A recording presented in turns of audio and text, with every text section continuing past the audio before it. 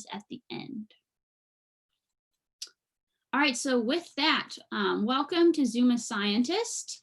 What is this series? Well, this series is sponsored by the Lake Champlain Sea Grant, UVM Extension, and SUNY Plattsburgh education program known as Watershed Alliance. Lake Champlain Sea Grant develops and shares science-based knowledge to benefit the environment and economies of the Lake Champlain Basin. Watershed Alliance aims to reach K-12 students and their teachers throughout the Lake Champlain Basin. Our goal is to increase awareness and knowledge of watershed issues and youth throughout Vermont and New York. The Zoom a Scientist series was created in response to the current need for more virtual programs. Every Tuesday and Friday from now until the end of June, we'll be hosting a guest scientist to tell us more about their research in the basin. Just as a heads up, this webinar is currently being live streamed to our Lake Champlain Sea Grant YouTube channel. So this is just another avenue for teachers to use this as a resource, or feel free to send it to your friends afterwards because it gets uploaded there and then you can watch it when it's not live later on. But without further ado, let me introduce today's guest speaker. So today we've got Dr. Kristine Stepenuck, or Kris. And for more than 20 years, Kris Stepenuck has focused her career to build community connections to and understanding of the impact of our actions have on the health of streams, rivers, and lakes. In her role as Extension Assistant Professor at the University of Vermont with Lake Champlain Sea Grant and UVM Extension, she engages in outreach, research, and teaching related to improving and protecting water resources. In her free time, Kris is a year-round bike commuter and enjoys hiking, kayaking, and skiing. Today, she will be doing a presentation called Salting Our Waters, and it's going to be talking about de-icing salts, more often known as sodium chloride, used during winter road maintenance can contribute to increasing chloride concentrations in local water bodies. This impact can impact fish and other aquatic life and pollute our drinking water.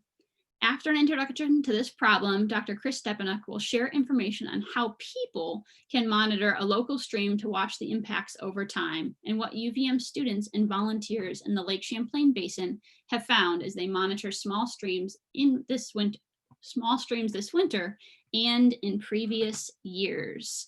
So with that, Kris, feel free to take over the PowerPoint presentation and share your screen.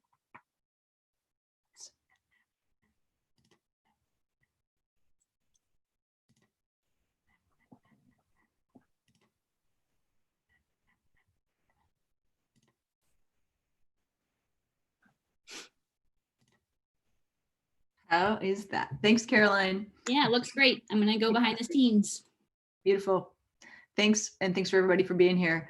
It's funny, as I was putting this together, I was thinking that when we first signed up for the Zoom a Scientist, it was cold and it was snowy, and this felt very relevant to the time period. And now that we're having on, what are we having, 90 degrees Fahrenheit today? It's a little bit off topic, but it's still kind of a good time of year to be thinking about it for what you can do next year. And as Caroline said, thinking about how we can monitor over time and see if there are impacts of salting that may still reveal themselves during the summer months. So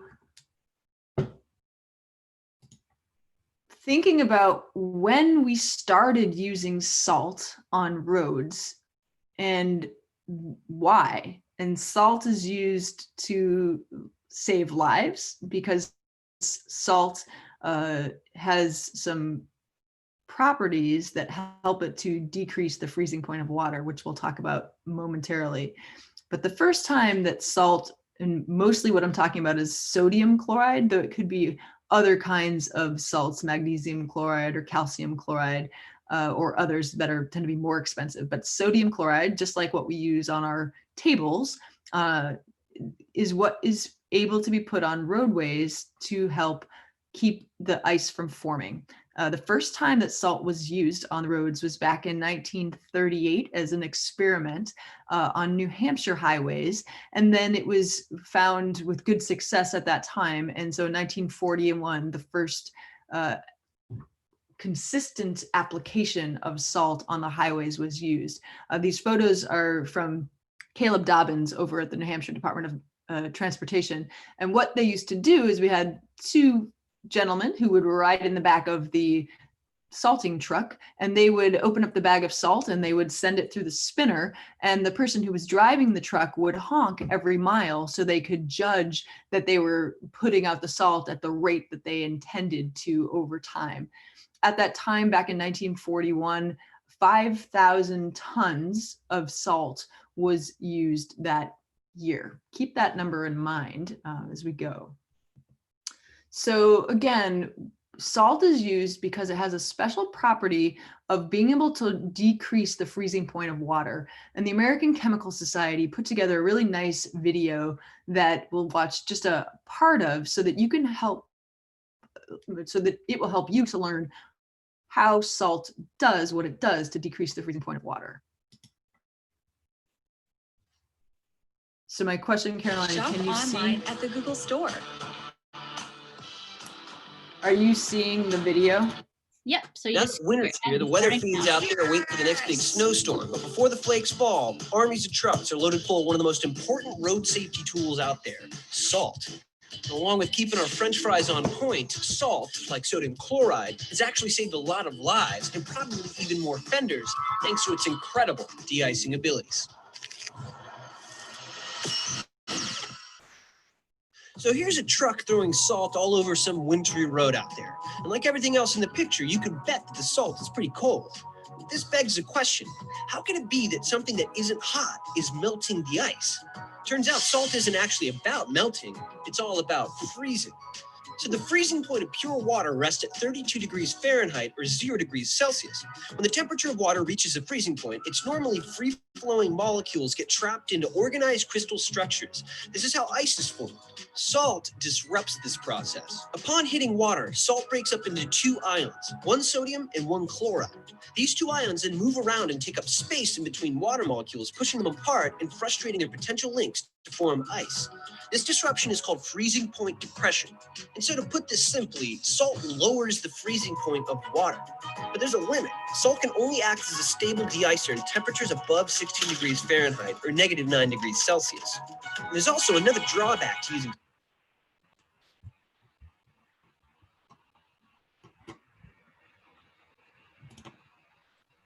All right, well, Kris is going back to that. I'm going to put that video link directly in the chat box. That for any reason, if it didn't quite work for you, then you can watch it either at a later point, but just so that you have that direct link, and we'll let Kris take over from there.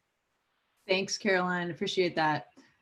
So that is the magic of salt, depressing the freezing point of water, and we rely upon it to a very great extent. Remember I said back in 1941, we used 5,000 tons of sodium chloride on the highways. That number has increased over time. So this is a graph showing data from the US Geological Survey, time on the x-axis, and the million metric tons of sodium chloride. So a metric ton is 2,200 pounds of salt that are used on the roads over time. So you can see it's moving up and to the right, meaning it's increasing. Right now, a different US Geological Survey source says it's about 20 million metric tons per year. On this graph, you can see it's actually slightly higher than that are put out on the roads. An interesting fact, graduate student that I worked with, and I converted some of these numbers looking at the US road surface and the amount that had increased between 1975 and 2003. So the amount of road surface had increased by about 6% in that time. However, salt use increased by 43% in that time. So it's really caught on, and there's a lot of salt being put out on our highways. And to try to envision what 20 million metric tons look like, did a little math over the weekend, or just before the weekend, I guess, last week. And thinking about that, that is for the average length of snowplow, just about 22 feet, and the amount of salt that each snowplow can carry, which is about 10 tons of salt in those 22-foot long trucks. That means that if we envision this all at one point in time, 20 million metric tons of salt is actually 8,333 miles in a traffic jam of snowplows from Burlington to Seattle, Washington, back to Burlington, and from Burlington to Glacier National Park. That's what you call a traffic jam of salt. And that's the amount that's spread each year in the United States, 20 million metric tons, if we were to park those trucks out there on the highway in that traffic jam. So we're putting a lot of salt on our roads, on our parking lots, on our driveways, on our sidewalks. So you say, well, what's the problem if we're salting our roads? What's the problem? So the impacts are many on the environment. One of the ways that salt is impacting the environment is it can be toxic to fish and other aquatic life. And the states and the federally recognized tribes are required through the Federal Clean Water Act to monitor waters of the state or the tribal area to identify pollutants in those waters. So some of you might be familiar with the phosphorus monitoring that's done here in the Lake Champlain Basin. For chloride, the state of Vermont has adopted pretty similar to the federal water quality standards to identify if waters are impaired for chloride. So we know that the acute level of chloride in water, so that would be a level at which fish or other aquatic life could die, that value is 860 milligrams per liter. There's also a chronic standard, which is 230 milligrams per liter. So that amount is going to impact fish reproduction or insect or other aquatic life reproduction and survival over time, but it wouldn't necessarily be enough to kill them directly. For Vermont, they actually have these standards to identify if the waters are polluted by chloride.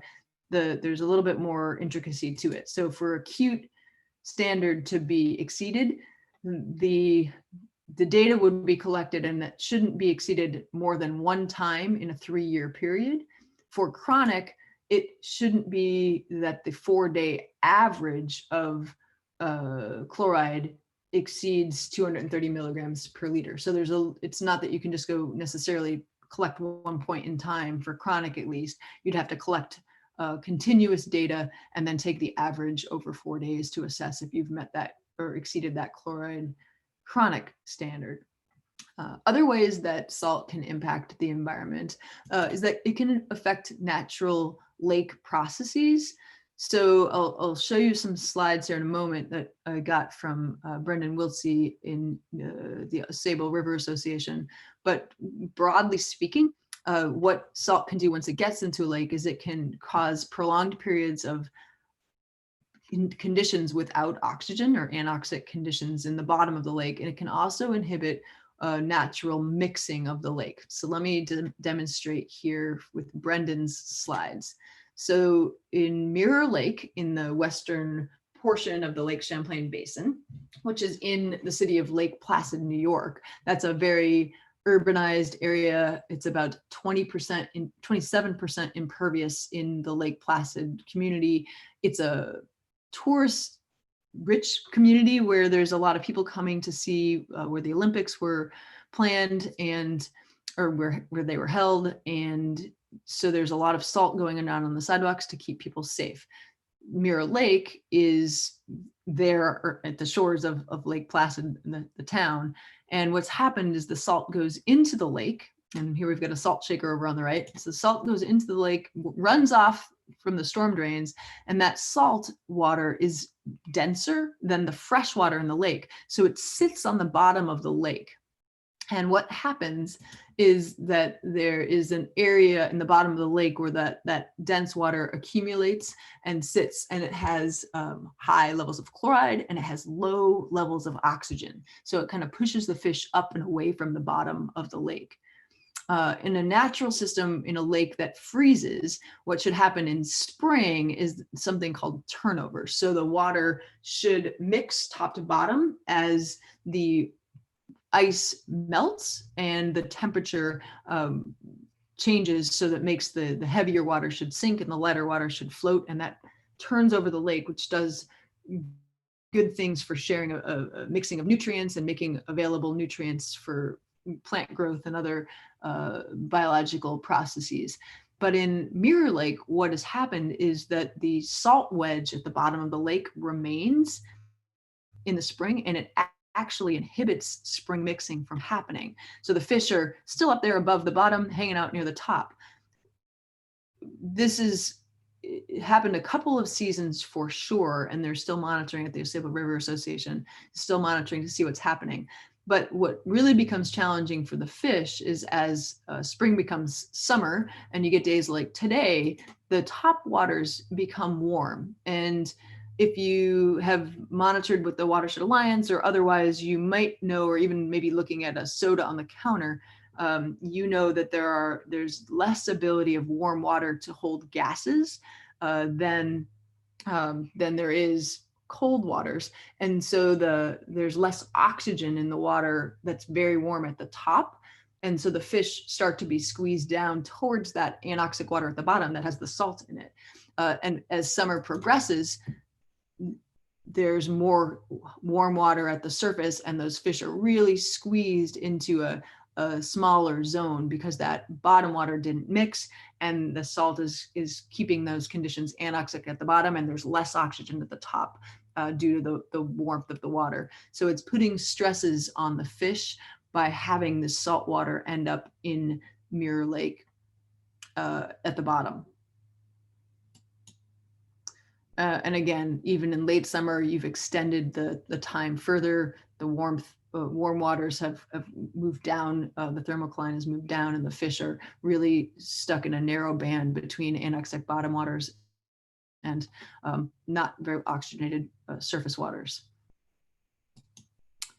So another way that road salt can be impacting the environment is by killing roadside vegetation. You see a photo here on the right from the state of Minnesota, where about 6 to 10 meters from the roads is where the most impact is, where the salt will kind of bounce off the highway and it will become toxic to the vegetation that is alongside the road. There's some other terrestrial kinds of impacts that salt can have as well. So one of those is that it can actually impact the microbial communities in the soil because it is toxic to those, similar to in ways that it's toxic to aquatic life. Salt is actually used in a toxicology setting, aquatic toxicology, as the control. So if you're studying the toxicity of a effluent from, say, a wastewater treatment plant, you want to have a control, which would be salt water we used to use fathead minnows in the aquatic toxicology lab that I worked in. So the salt would be death to everything. And then you hope the effluent from the sample is less death. So in this case, the soil microbe communities can be impacted negatively if there's too much salt that's running off the roads. Another impact that's been noted and kind of relates to the next one is the soil can become decreased permeability, so that it has less ability of water to infiltrate into the ground, and also less ability of the soil to hold water. So that can make it more or less resistant to droughts. There's also the potential for releasing of toxic metals. So like the video showed, the way that salt works to not allow the ice crystals to form, similarly, the sodium and the chloride moving through the soil, those are free ions, and they can take the space on the soil of where a toxic metal may have attached. So something that might have come off a car, for instance, and that can actually release toxic metals to be able to move through the soil and then into the groundwater. So in the state of New Hampshire and also Massachusetts, there's examples, and this is more broad as well in New York as well. There's examples where groundwater has become contaminated because of road salting. And in this case, in Andover, Massachusetts, one of the things that's happened is they've actually looked at the other, rather than looking at the chloride, they're looking at the sodium that has moved into the soil, moved into the groundwater. And so sodium levels in the drinking water of the community here in Massachusetts have become too high and out of range from what they should be for safe drinking water. But it also has impacts in terms of chloride moving into the groundwater and then leaching through the groundwater and into surface waters where it can become toxic to aquatic life, similar to the runoff that we're talking about from Mirror Lake. So it has a number of different impacts on the environment. So what's happening here in the Lake Champlain watershed? And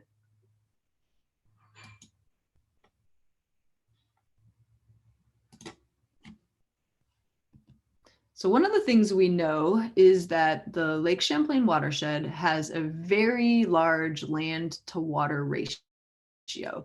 So when we look here, this map of Lake Champlain, the far west side or the left side is out towards Stepenuck Lake and Lake Placid, the far east side to Cabot, Vermont. The north edge is in Quebec and the southern edge to Rutland, Vermont. And we know that there's a lot of land area that drains to Lake Champlain. It's about a 19-to-1 ratio. If you compare that to the Great Lakes, you'll see here Lake Superior, its drainage area is shown in orange around Lake Superior. Lake Michigan, kind of that greeny yellow. Lake Huron, the area draining to it is in pink. Lake Erie, it has a kind of a brown drainage area, and then Lake Ontario has a purple drainage area. So if you look at those as compared to Lake Champlain, there's a much smaller land to water ratio in the Great Lakes Basin lakes as there is here in Lake Champlain. And what that means is that what we do on the land really has a potential to negatively influence water quality more so than in places that have a more balanced land to water ratio. So what do we see happening? From the Lake Champlain Basin Program State of the Lake Report, what this chart on the right is showing is many different tributary streams and points on the lake. Actually, this is the lake, main lake, mouths of tributaries coming in. All of the graphs that are shown have time on the horizontal x-axis, and they have the milligrams per liter of chloride on the y-axis. And so if you look on kind of take a step back or lean back, you can see between about 2010 and 2020, pretty much all of the graphs are showing an up and to the right relationship, which means that we are increasing the chloride concentrations in these areas of the lake over time. So one thing about chloride is if we put it on the land, it's moving through the groundwater. As we said, it's moving into tributary streams. It's moving down to Lake Champlain. There was a recent study that I didn't include in here that was a international study of hundreds of lakes. And one of the things that that group found, including Mindy Morales from UVM, was that the Lake Champlain is one of the lakes that is having an increasing chloride concentration over time, because once the chloride is in the system, it's not really going anywhere. It might move through the tributary streams, but then it's coming into the lake and it's staying there, and it's just increasing chloride over time.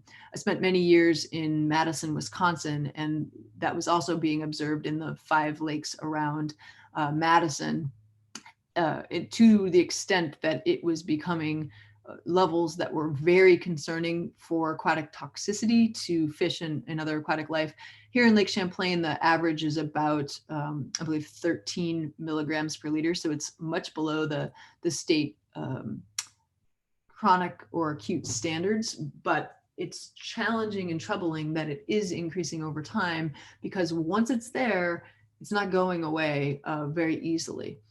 So a recent report by the Basin Program also took the tributaries and compared over time from on the 1990 to 2020, where they normalized for flow based on the different tributaries. But again, the main thing you're looking at here is that over time, our lines of chloride are going up and to the right, which means we're showing an increase in chloride in pretty much all of the tributary streams, except for the La Platte River, which is showing a steep decrease.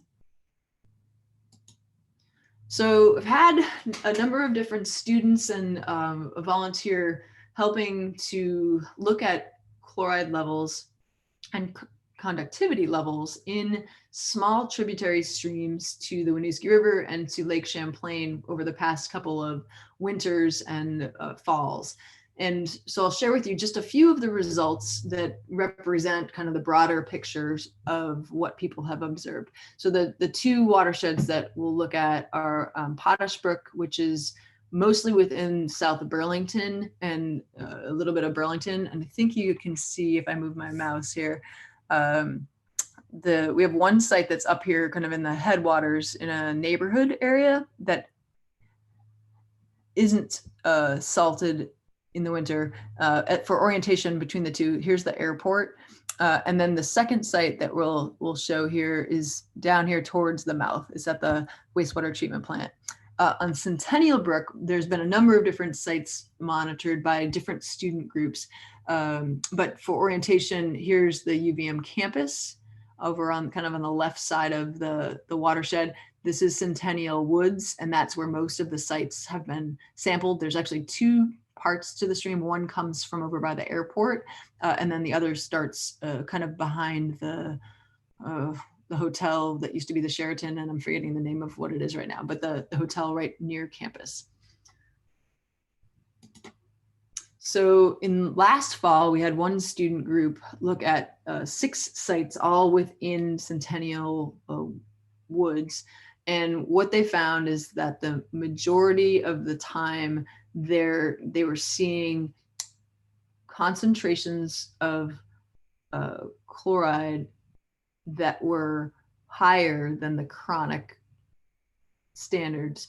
But again, remember the Vermont chronic standard says we have to take an average over 4 days. So this is point in time measurements. So it's a glimpse, but we don't necessarily have data to say that the state should be doing something to address a chronic problem because we haven't collected the data in the way that the state requires it to be done, which would be a continuous monitoring. But you can see they had 6 sites, again, all within Centennial Woods. There was the Halloween storm where the first day after that storm, they didn't see much increase, but about a week later, there were large spikes in the chloride concentrations that were observed across all of the sites, far exceeding the acute standard, so death to whatever's living there. This winter, we had another student group continue the research. They were looking at 3 sites, again, all within Centennial Woods, one just behind the hotel, one sort of midway down that same stream, and then one at the just downstream of the confluence of the 2 streams. Throughout the winter, until they were stopped in their sampling to our current COVID situation, they observed almost every single point of data collection above the standards, the acute standards. So if you're not familiar with box plots, the line here in the middle is the median or the middle number that was observed. So it was about 1,300 milligrams per liter of chloride on February 12th, higher than that on February 20th at about 1,600. Again, that our 800 is or 860 is the acute standard. So can be acutely toxic to aquatic life. So only on March 5th did we start to see one of the sites somewhat lower, but still above the acute standards. Moving over to Potash Brook. So we had the site that was down at the wastewater treatment plant at the bottom of the watershed. We have a volunteer, Jeannie Bartlett, who's been monitoring there over time with the permission of the treatment plant. And so for these data, I will say these are estimated chloride. The students were able to run their own samples at the lab. So the chloride results that I showed you were pure chloride results. In this case, we took the specific conductivity, and the state has a equation that we can use to solve for chloride. So I'll show you that in a little bit, but these are estimated chloride values based on conductivity. And you can see that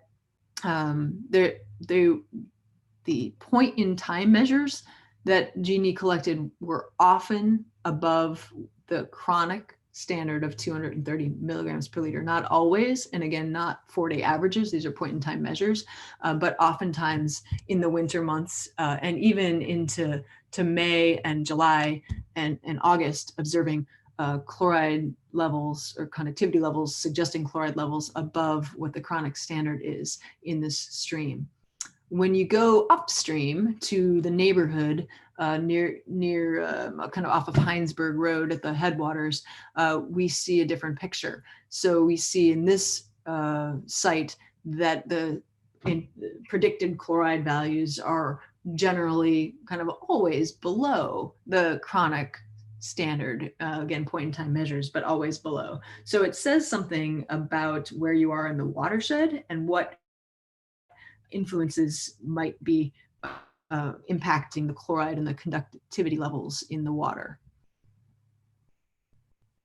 It's similar to something that we saw in Madison, Wisconsin, where we had a number of sites kind of in sort of towards downtown Madison. And then there's a loop highway around the city. And once you got outside of that highway, we tended to see no exceedances of the standards outside of the highway. But once you got into the urban area, it was pretty much always exceeding. So I haven't tried to map it out in that way here, but you can definitely see the difference between the headwaters and the downstream.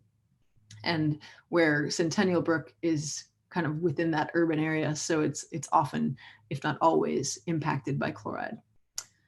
However, the state of Vermont currently only has 4 stream segments that are listed as impaired for chloride. And those are 2 in Williston, a tributary to Muddy Brook, or a tributary to the tributary of Muddy Brook, and a tributary to Muddy Brook, Sunnyside Brook in Colchester, and Blanchard Brook in Montpelier.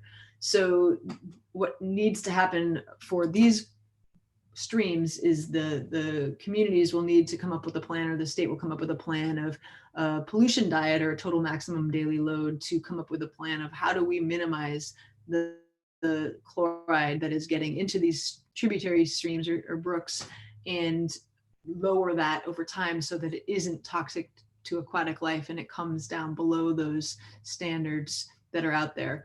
But I also think that the students and the volunteers data that I showed demonstrate that there's potentially other streams in the state that could or should be getting their own pollution diets. I also want to recognize that I didn't show you data from Kat Lewis or one other student who've done data collection over time, but that the data I did show you from Centennial Brook mimics the data that Kat and Jake had collected in the previous 2 winters, where you saw a lot of exceedances of the acute standard.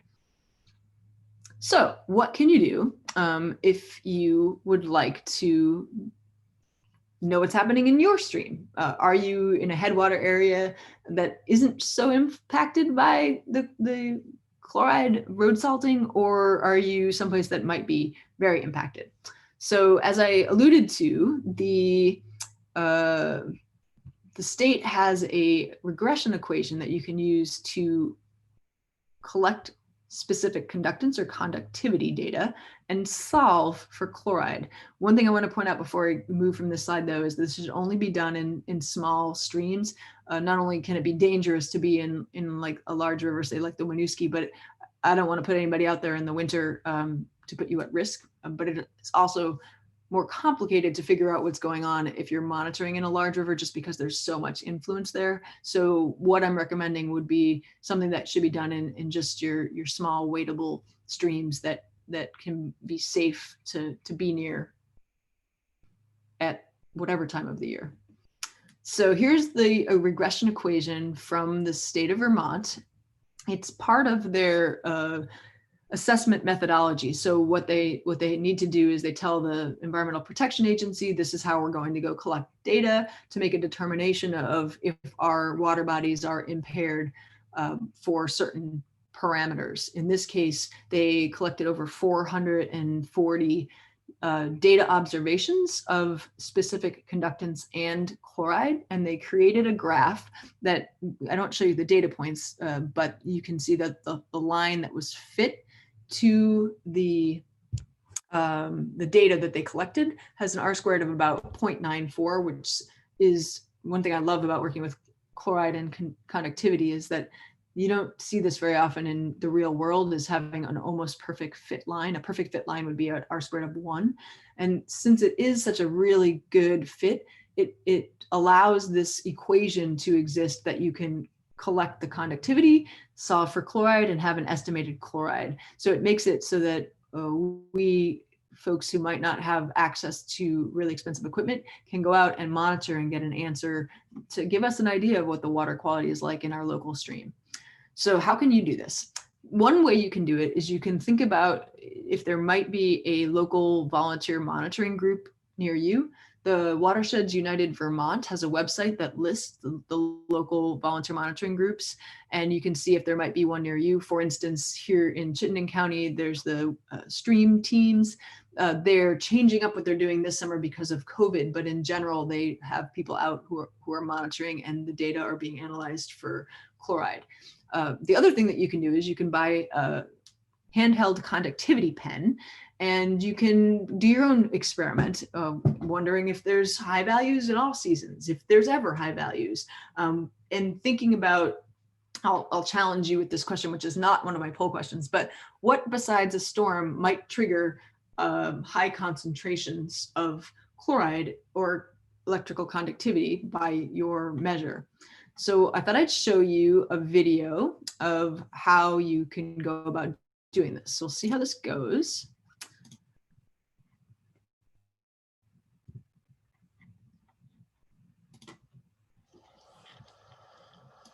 Okay, so we're going to collect a water sample to assess for the conductivity of this stream. We're going to do it a little bit different today so that we can better show you all what's happening. So what I'm going to do, I've got my glove on. I'm going to just rinse the tray 3 times. I'm going to try not to disturb the bottom of the stream so we don't stir up the water. I'm just going to rinse this tray because it's not been used for this before. Moving the water back and forth.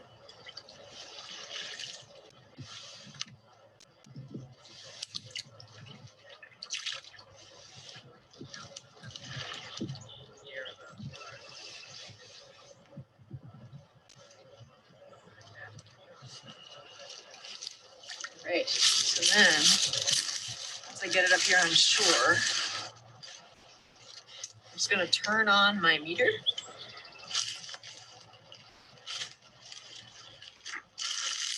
And I'm just going to dip it in. And what will happen is it's going to adjust to the water temperature. And eventually on the screen, and we'll show you this later, you can actually see a check mark when it gets the measurement that it determines is the conductivity of the water. So I'm going to turn around so I can watch it.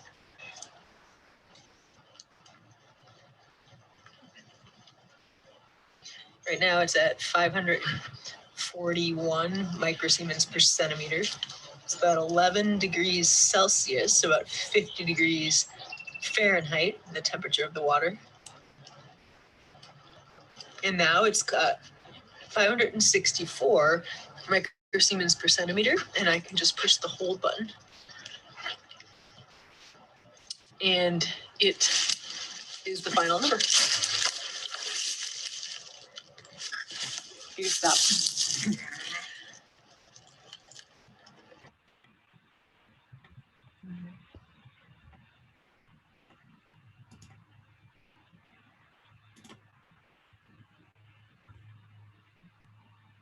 So the way that you use a pen, if you were just doing it at home, you could or could not calibrate the meter before you use it. I usually do calibrate it for the methods we're following, and if you were to join one of the local groups, you would probably have calibration procedures that you would be following. If you're just doing it for your own, the pens that are available, they run between $60 and $100, and they are auto calibrated, so you don't necessarily have to calibrate. And my experience has been that even when you do calibrate, they are very good at holding their calibration over time. So you could just turn it on, run out to the stream, dip it in. This time of year, it will get a result pretty quickly because the water is much warmer than it was when I made this video. So it can be a nice way to track it over time. And then it's a good math exercise to plug it into that equation to solve for chloride from your specific conductance.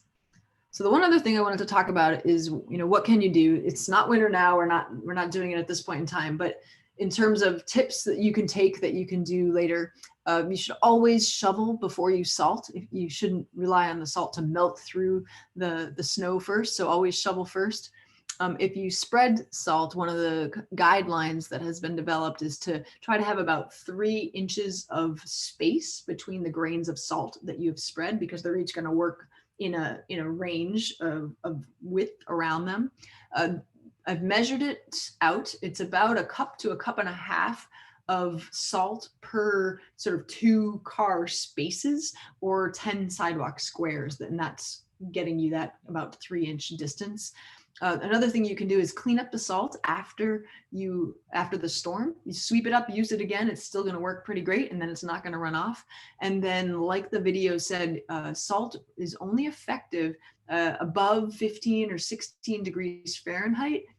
And so don't use regular sodium chloride below that temperature, because it really isn't going to do anything.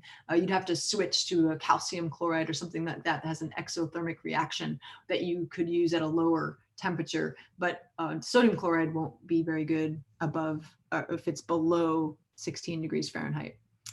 So I have 3 poll questions for you. I think I'm gonna launch the poll, and then Kris can read it out loud while you all answer. Okay, so what's the coldest temperature at which sodium chloride works to depress the freezing point of water? Is it 32 degrees Fahrenheit, 20 degrees Fahrenheit, 16 degrees Fahrenheit, or 10 degrees Fahrenheit? All right, some answers are rolling in. We'll give it maybe 5 more seconds, and I'll share the results. All right, I'm going to end the poll. I'm going to share results. Kris, can you walk us through the answer? Yeah, so we got 100% correct. Very good, everybody. I didn't realize I had given you the answer moments before asking the question. So 16 degrees Fahrenheit is the coldest temperature at which sodium chloride works well to depress the freezing point of water. So beautiful job, everyone. All right, and then Kris, you can probably close out. The poll's probably still going to be up on your screen. Feel free to close out of that so you can go to the next slide. Okay. So poll question 2. Caroline will launch it for us. There you go. How much sodium chloride is used in the United States each year for winter road, parking lot, driveway, and sidewalk maintenance? Is it 20 metric tons, 20,000 metric tons, 200,000 metric tons, or 20 million metric tons? Answers are rolling in. We'll give it maybe 5 more seconds. All people are switching their answers left and right. Good job, good job. All right, let's share the results. All right, looks like 73% of you are right on. It's 20 million metric tons. A lot of salt out there being used. All right, I've got one more poll question for you. I'll let Caroline launch that. There we go. Long answered one. So where does the salt that runs off the streets, sidewalks, and parking lots in Lake Placid, New York end up? Does it end up floating on top of Mirror Lake as salty water is less dense than fresh water? Is it stuck clogging up the storm drains as salt gets caught in the narrow channels of the storm drains? Is it settled to the bottom of Mirror Lake as salty water is more dense or denser than fresh water? Or is it in the wastewater treatment plant because all the storm drains in Lake Placid lead to the treatment plant? All right, this one's pretty clear that people were listening. Or listening, all right, it's settled on the bottom of Mirror Lake as salty water is more dense than fresh water, 100%.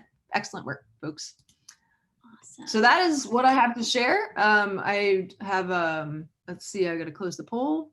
So I'm happy to answer questions or...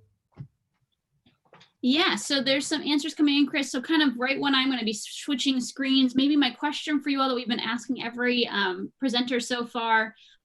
Just hold on one more second. For all of you still watching, if you can hang out till the end, we've got a feedback poll after these questions, as well as the announcement for what's happening next and a take-home activity. That's kind of the homework behind the scenes. But Kris, for you, would you be willing to walk us through maybe kind of your career path that landed you in the position that you did? It can be as long as short of an answer as you want, but how did you get to where you were, courses-wise, life-wise, things like that? Oh yeah, it's funny. I was just talking about this with another group this morning. So I actually ended up in this career as a result of something I was doing as a teenager, which was canoe poling. So you stand up in a canoe and you have what's kind of essentially like a 12-foot long metal closet pole, and you maneuver yourself through the rapids by standing up poling. And because of that, my dad, who was a professor at the local college, wanted to make sure that we were safe. Me and my sister and brother were safe. And when we fell in the river, which did happen, that the water wasn't going to make us sick. So he and his colleagues knew of a program called River Watch that had started here in Vermont, and they brought it over to New Hampshire where I lived. And we started monitoring the stream and the river for bacteria. And we helped not only collect the water samples, but we also helped in the lab to set up bottles for the volunteers and to prepare water samples to be analyzed and put in the baths to be heated, and to help count bacteria colonies. And I really felt like I was doing a lot for my community and understanding the health of the river. So when I went to college, I majored in water resources and thought, wouldn't it be great to work in citizen science and volunteer water monitoring and try to help others be able to understand their water. So that's what led me into what I'm doing now. Awesome. Yeah, no, it sounds like a path that kind of started out at a younger age, and we've heard that from other presenters as well. So it's a nice little reflection that although sometimes in high school you've got this mindset of just what's happening right here and right now, but you don't realize the long-term effects of what that can look like in a career path later on out as well.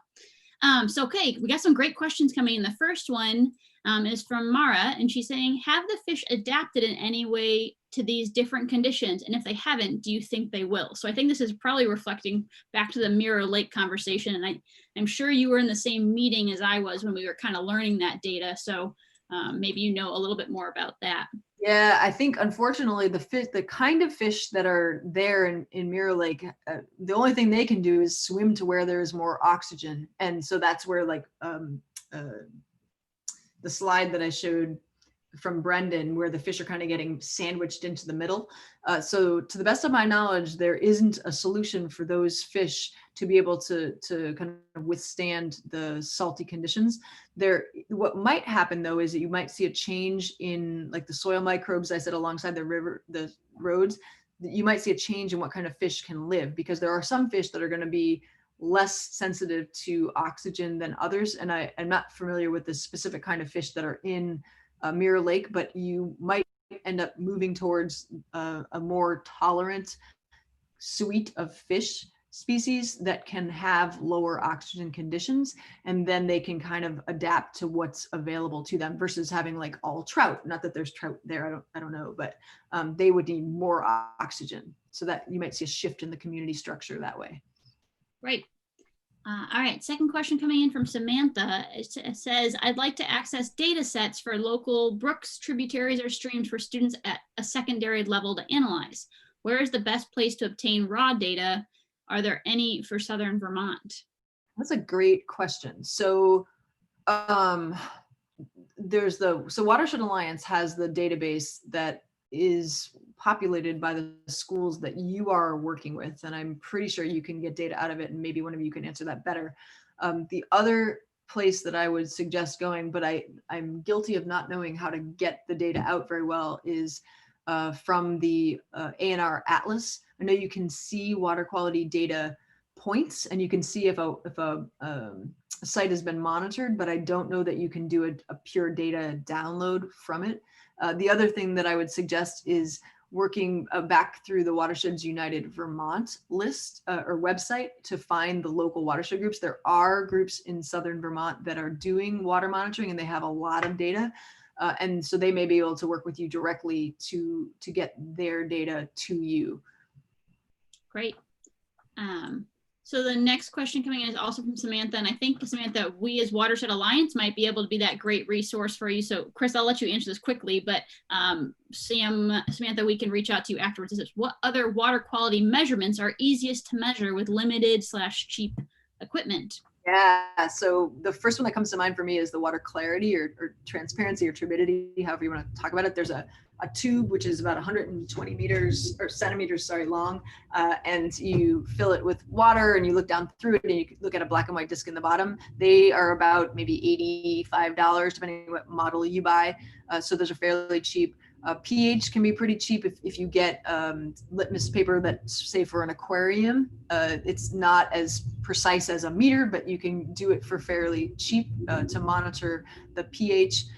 There's also some pretty simple dissolved oxygen kits. They will be a little bit more costly, but you can sometimes do them. There's one called Chemetrix, which is gives you kind of bad oxygen levels, mid or good oxygen levels. But for that one, there is some waste that you have to get rid of that's glass based, and it does cost a little bit more. So that's a little bit more. I also would say that Lamont company has some pretty easy sort of basic level monitoring kits you can buy. They're a little bit unsatisfying because they're very kind of high level, but they aren't very expensive.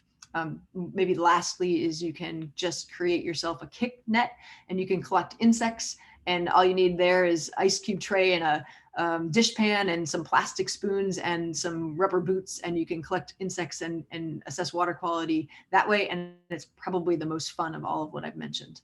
Yeah, for sure. And so Nate just threw in some resources, one of which is going to be the directions to how to get to the Watershed Alliance website, which again, Nate, Ashley, and I all work for, and we can send out materials that way or help you figure out materials. He then also gave Kris's direct email, so if you've got further questions about maybe data sets, but Nate did find the Vermont DEC data set, link to that as well that he put into the chat box. Thanks, Nate. So we have just a couple more minutes left. Maybe we'll do one more question. We might not get through them all, but then we'll go to, maybe Nate, can you launch the feedback poll right now while we're answering this last question?